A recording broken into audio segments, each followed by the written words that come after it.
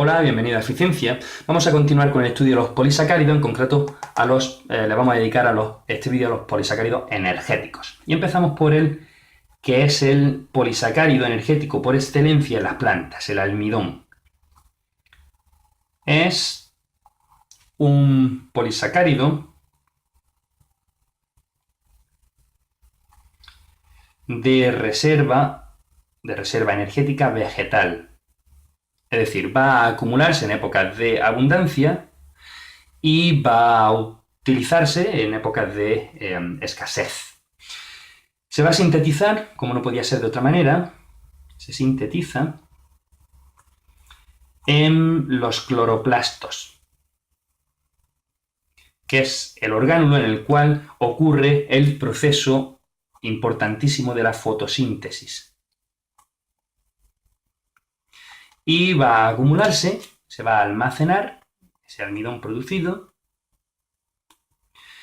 o bien en los propios cloroplastos, o en unos órganos más especializados que se llaman amiloplastos, unos orgánulos. Los amiloplastos van a ser unos orgánulos que almacenen ese almidón, y va a haber células que prácticamente no van a tener nada más que amiloplastos. Y esas células van a su vez a almacenarse en unos órganos vegetales especiales, como pueden ser los tubérculos, vamos a poner aquí otro colorcito, como los tubérculos o los bulbos, las raíces o las semillas. Marrón, por ejemplo, en tubérculos, la patata. Ya sabemos todos que está llena de almidón. O en raíces, como la zanahoria. Vaya, hombre. Vamos a escribir esto bien. Raíces. En bulbos, en semillas. Todo esto van a ser órganos, que van a tener una gran cantidad de células con una gran cantidad de amiloplastos.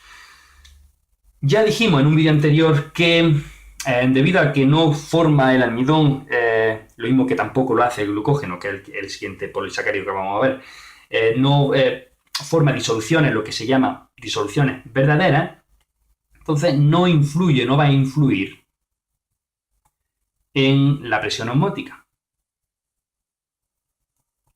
Por lo tanto, va a poder almacenarse en grandes cantidades sin afectar a ese equilibrio osmótico, sin que entre mucha agua a la célula. Entonces se va a almacenar en grandes cantidades, y precisamente a esa formación de amiloplasto podemos tener gránulos de almidón que van a ocupar mucho volumen, van a tener muchísimo glúcido en muy poco volumen, por lo tanto ocupan poco volumen. Bien, hay dos subpolisacáridos dentro del polisacárido almidón. Dos subpolímeros.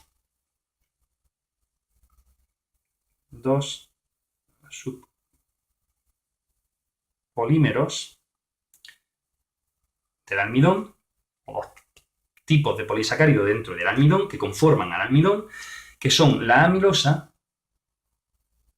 y la amilopectina. Empezamos por la amilosa. La amilosa es una sucesión de glucosas, de alfa-D glucopiranosa, o sea, de glucosas, que resulta más corto, unidas por enlace alfa 1,4. Es decir, acordaros que estaban en configuración alfa, el primer monosacárido, y se unía del carbono 1 del primer monosacárido al carbono 4 del segundo. Y esa sucesión de glucosas van a conformar una estructura helicoidal. Esa estructura helicoidal va a venir definida por 6 glucosas por vuelta. Es decir, la sucesión de glucosas van a conformar esta hélice tridimensional,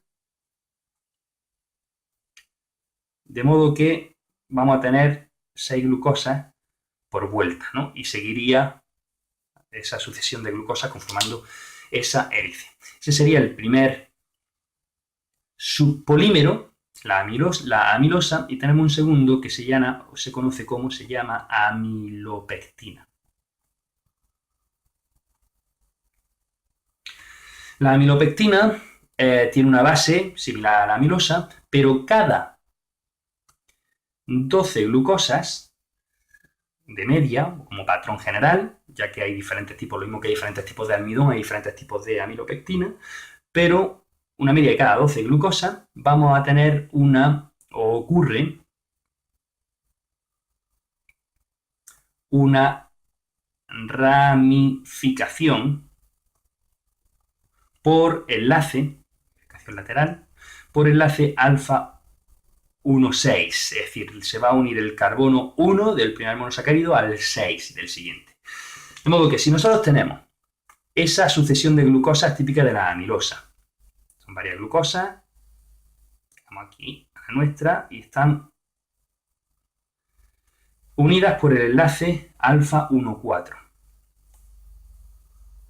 Vale, pues si esta es la glucosa número 12, es el enlace alfa 1,4, si esta, como digo, es la 12, en vez de seguir uniéndose por el enlace alfa 1,4, va a unirse con un carbono 6 de otra glucosa,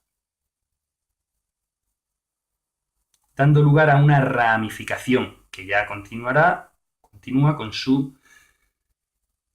formando enlace alfa 1,4 de nuevo. Pero este sería un enlace alfa 1,6 conformando esa ramificación, y aquí pues continuaríamos.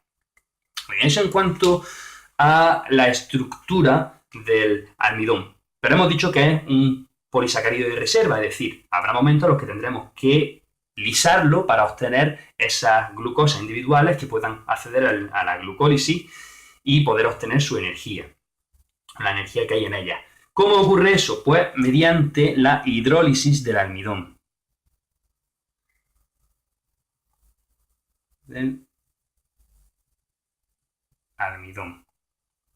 Se llama hidrólisis porque la realizan las hidrolasas, es decir, esas enzimas que añadiendo una molécula de agua rompían esos enlaces alfa 1,4 y alfa 1,6. ¿Y cómo ocurre? Bueno, pues nosotros tenemos el almidón. El almidón hemos dicho que está compuesto tanto por amilosa como por amilopectina. Como digo, hay diferentes almidones, luego en cantidades variables, pero podemos decir una media de un 30% de amilosa por un 70% de amilopectina. Sobre ambas van a actuar las enzimas, un par de ellas, que se llaman alfa y beta amilasa. Luego vamos a tener, actuando sobre ellas, las enzimas amilasas.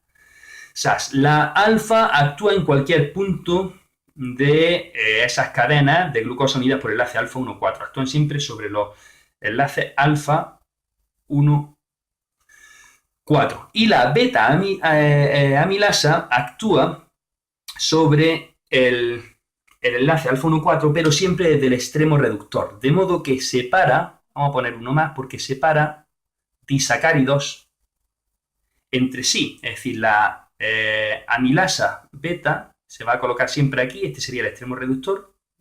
Tenemos dos extremos, este sería el no reductor y este aquí sería el extremo reductor. Entonces se colocaría aquí y desprendería ese disacárido, la amilasa, el disacárido completo. Luego, tras la actuación de las amilasas tendríamos alguna glucosa, tendríamos muchas maltosas y, por supuesto, los núcleos de ramificación que se conocen como dextrinas.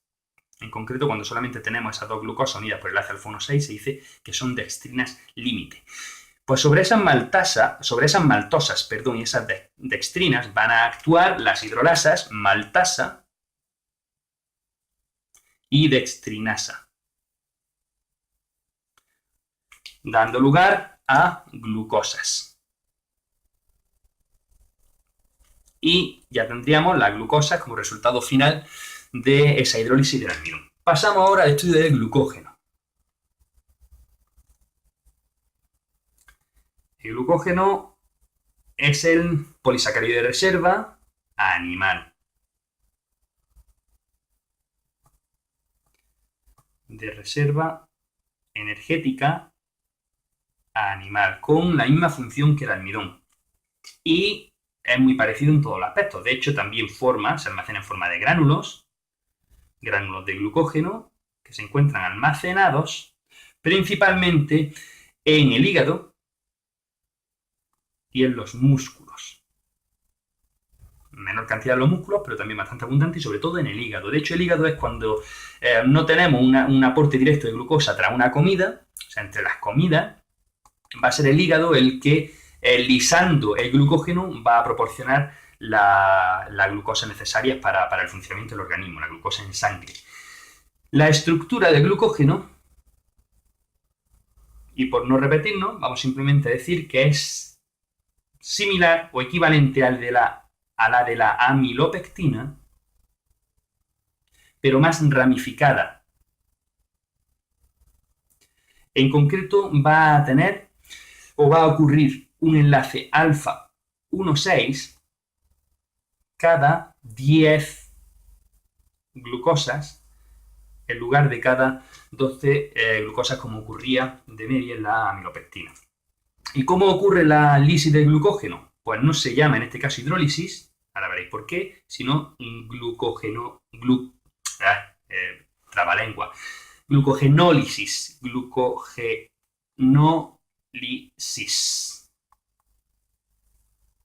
Bien, la glucogenólisis, en ella participan de nuevo dos tipos de enzimas. Una va a actuar sobre el enlace alfa 1,4 y otro sobre el enlace alfa 1,6 de las ramificaciones. La primera es la glucógeno, fijaros al nombre, fosforilasa. No es una hidrolasa, es una fosforilasa y esta actúa sobre el enlace alfa 1,4.